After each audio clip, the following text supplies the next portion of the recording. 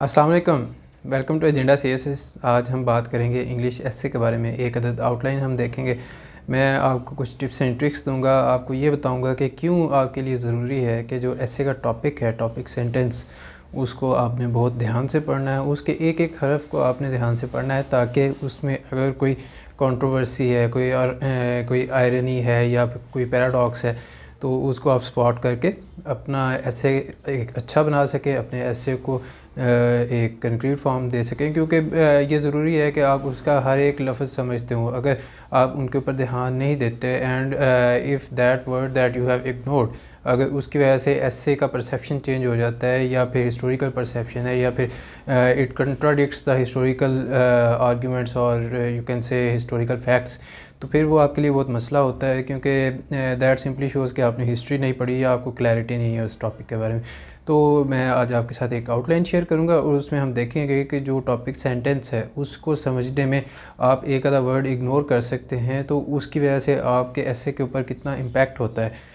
आपका ऐसे बहुत ज़्यादा चेंज हो जाता है। सो अगर आप उसका प्रेमिस सही से डेवलप नहीं करते, आप उसको प्रॉपरली एक्सप्लेन नहीं करते, तो फिर आपका पूरे का पूरा ऐसे गलत हो सकता है और आपके फेल होने के चांसेस ज़्यादा होते हैं। So do not do this, always read your topic sentence very carefully. तो स्टार्ट करते हैं जी आज की वीडियो। आपको आउटलाइन नज़र आ जाएगी और एक्चुअली ये एक अच्छी आउटलाइन है। थोड़ी बहुत जो गलतियां हैं वो मैंने निकाली भी हैं और मैं गलतियां तो मैं निकालूंगा क्योंकि मैं ऐसे इवैल्यूएशन करता हूं। और अगर आपने मेरे से ऐसे इवैल्यूएशन करवानी है तो ये मेरा पोस्टर है और आपको राइट साइड पे नीचे नंबर नज़र आ रहा है, इस पर आप मेरे से कॉन्टैक्ट कर सकते हैं व्हाट्सएप पे and you can register for evaluation session. तो आज की वीडियो को स्टार्ट करते हैं। टॉपिक है जी globalisation. Globalisation has turned on the western creators. It's western creators या वेस्टर्न क्रिएटर्स। क्या मतलब है इसका मतलब सिंपली ये है कि ग्लोबलाइजेशन जो है it has gone against the western creators. जिन लोगों ने ये बनाई है या जिन लोगों की ये ईजाद है उन्हीं के ख़िलाफ़ हो गई है ये, ठीक है जी। तो आपको अगर हमारी जो कॉमन परसेप्शन है या आप लोगों की कॉमन परसेप्शन है स्टूडेंट्स की है या जिन लोगों ने इसको थॉरोली रीड नहीं किया, उनकी कॉमन परसेप्शन यही है कि जी globalisation is an agenda of the west और इसको यही रन कर रहे हैं, इसको क्राफ्ट भी यही कर रहे हैं और शेप भी यही कर रहे हैं। So obviously there is nothing wrong with the western creators. और जो शुरू वाला जुमला है हमने बस उसके ऊपर आर्ग्यू करना है and thus we are fine with the outline. लेकिन ऐसा नहीं है। अगर आप ऑथर्स को पढ़ते हैं जो कि ग्लोबलाइजेशन के ऊपर लिखते हैं, स्पेसिफिकली अमर्त्य सेन को आप पढ़ते हैं या सिमिलर ऑथर्स, तो वो इस प्रेमिस को रिजेक्ट करते हैं। They simply reject this notion कि जी जो ग्लोबलाइजेशन है that has been invented by the west. ऐसा नहीं है। Globalization is a global phenomena. आप किसी भी एक जगह पे पॉइंट आउट नहीं कर सकते क्योंकि जो आजकल वेस्ट में चीज़ें यूज़ हो रही हैं they are actually inventions of the east. So globalization started from the east, or you can say the globalization that stands today, its base is actually that of the east, that was made by the east. So आप इससे आप समझ सकते हैं कि globalization was actually a global phenomena और ये कभी भी रुकी नहीं है। और वेस्ट को इसका क्रेडिट नहीं लेना चाहिए कि जी ग्लोबलाइजेशन हमने शुरू की और हम ही इसके मुहाफ़िज़ हैं। नहीं, ऐसा कुछ भी नहीं है। Globalization is a global phenomena, उसमें सबकी कंट्रीब्यूशन है, सबको इसके लिए प्राउड फील करना चाहिए, लेकिन किसी एक के साथ मंसूब नहीं करना चाहिए। आउटलाइन पे आ जाते हैं जी। First we have introduction. Then इन्होंने दरमियान में आर्गूमेंट नहीं दिया जो कि मैं समझता हूँ कि बहुत ज़रूरी है कि आपने इस प्रेमिस को रिजेक्ट करना है पहले, ताकि आपका स्टांस अफर्मेटिव हो सके कि I am against this notion that this is actually a west led globalisation. So यहाँ पे आप एक अदद आर्गूमेंट दे दें, उसके बाद आप आगे चले जाएँ कि it has turned on the west और नॉट। वो अलहदा डिबेट है या अलहदा आर्गूमेंट्स है, वो आपके सब्सिक्वेंट सेक्शंस में आ जाएंगे। So argument about the west led globalisation जो कि मैंने इवेलुएट किया या फीडबैक दी है। फिर जी how globalisation has turned on the west is a flawed conception. ठीक है जी। तो ये एक फ्लॉड कंसेप्शन है। इनका मौक़िफ़ ये है या स्टांस ये है कि actually it has not turned on the west. कुछ कम्प्लेक्सिटीज़ हैं या फिर this is a misperception. So definitely west is better off with globalization. इसको पढ़ते हैं और देखते हैं इनकी क्या क्या मिस्टेक्स हैं। The decline of comparative economic development of the West for the last 2 decades is due in part to the search for cheap labor। ठीक है जी। Case in point the Economist का उन्होंने हवाला दिया है कि कंपैरेटिव डेवलपमेंट जो है वो actually search for cheap labour की वजह से, वो ग्लोबलाइजेशन की वजह से नहीं है। तो इससे भी हमें पता चलता है कि globalization has not turned on west. Similarly second argument is globalization isn't नहीं, आप उसको इज़ नॉट लिखें क्योंकि ये हम नॉर्मली एकेडमिक इंग्लिश में यूज़ नहीं करते। Is not a one way process although it can be it can never end, it can backfire। although के बाद आप बट ना लगाएं, और although it can never end, it can backfire। Case in point world war 1। अच्छा, इसमें जो structure की या ओवरऑल गलती है प्रेजेंटेशन में, वो यही है कि आपने जो स्टाइल मेन आर्गूमेंट का रखना है नंबरिंग का, वो आप सब्सिक्वेंट आर्गूमेंट में या सब आर्गूमेंट्स में यूज़ नहीं करेंगे। आप अगर मेनली 1 2 3 जा रहे हैं तो नेक्स्ट आप ABC पे आ जाएं, या फिर रोमन में कर दें, या किसी भी दूसरी तरह से, ठीक है जी। या सिमिलरली अगर आप लेफ़्ट साइड पे या मेन आर्गूमेंट्स में ABC कर रहे हैं तो फिर आप इसमें 1 2 3 सिंपली भी कर सकते हैं। So that is it. ये छोटी छोटी मिस्टेक्स हैं जो आप साथ साथ अपनी वीड आउट करते जाएं। मैं आपको ये आउटलाइंस इसलिए दिखाता हूँ क्योंकि ये गलतियाँ जो मेरे स्टूडेंट्स कर रहे हैं, और मैं उनको साथ साथ बताता हूँ कि ये आपने नहीं करना, ये भी नहीं करना, ये भी नहीं करना। आप इनसे सीख के अपनी मिस्टेक्स करेक्ट कर सकते हैं। आप अपने दोस्तों की इवैल्यूएशन कर सकते हैं कि जी ये सर सिक्लैन ने हमें बताया था कि आपने डिफरेंट नंबरिंग करनी है ताकि उनके दरमियान में डिस्टिंक्शन बरकरार रहे। तो आप अपनी गलतियाँ निकाल सकते हैं और अपने एसेस को बेहतर बना सकते हैं इफ़ यू लाइक दैम, ठीक है। थर्ड पॉइंट पे आते हैं जी। Overall wealth and prosperity of most of the nations of the West has increased as a result of globalization. That is also true. Case in point, Amartya Sen on globalization.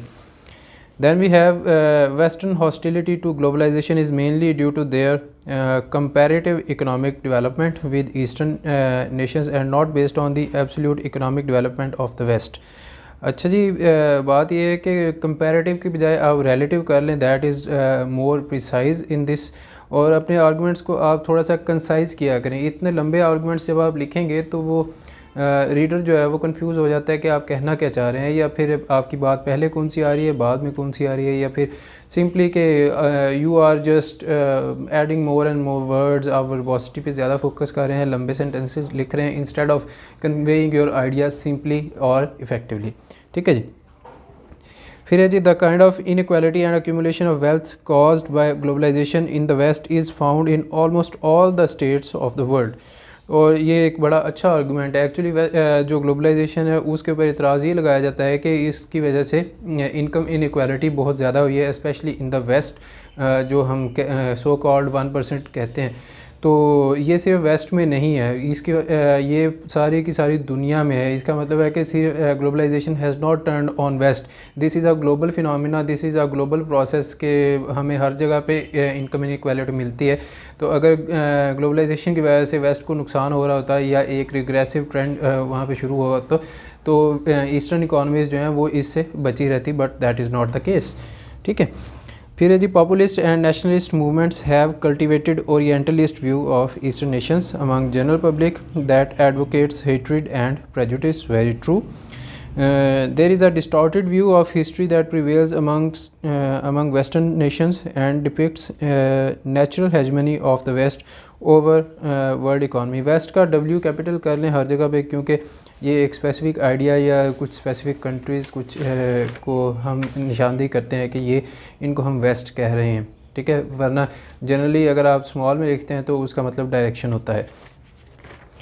अच्छा जी, next section आ गया। तो इसके main arguments इन्होंने 7 दिए हैं, that are very enough, और उनके साथ उन्होंने केस इन पॉइंट्स और एग्जांपल भी दिए हैं। तो this good outline, definitely arguments बहुत अच्छे हैं। सो इस तरह की आउटलाइन आपने डेवलप करनी है। You are expected to give concrete arguments with proper references, और मिस्टेक्स आपकी कम से कम हो। आप बार बार प्रैक्टिस करें, बार बार उनको चेक करवाएं, उसमें जो गलतियाँ हो रही हैं उनको वीड आउट करके दोबारा लिखें, ठीक है। तो फिर आपकी अच्छी आउटलाइंस बनना शुरू हो जाएंगी, and then you will have a collection of outlines that will be better than before, और फिर आप उनको रिवाइज़ करके अपने पेपर में जा सकते हैं। What are the reasons behind such misconception? ये जो मिसकनसेप्शन है कि globalization has turned on west, इसके पीछे रीजंस क्या हैं? Loss of jobs in the West for the last 2 decades has resulted in such misgivings about globalization. Secondly we have the west had colonised the east आएगा for many centuries. As a result of this they are incline towards their own progress but inimical towards eastern nations leapfrogging them. अब देखें कि ये argument बड़ा अच्छा है और बहुत इफ़ेक्टिव है, लेकिन ये बहुत लंबा आर्गुमेंट है. इतना लंबा आर्गुमेंट आप आउटलाइन में नहीं लिखें तो बेहतर है. लाइक 20-25 वर्ड्स की अगर आप एक ही 20-25 वर्ड्स का आप एक आर्गुमेंट दे रहे हैं तो that does not look right. आप इसका थोड़ा सा जेनेरिक कर दें और जो western colonization of the east जो है उसको आप केस इन पॉइंट की फॉर्म में नीचे लिख दें. That's it.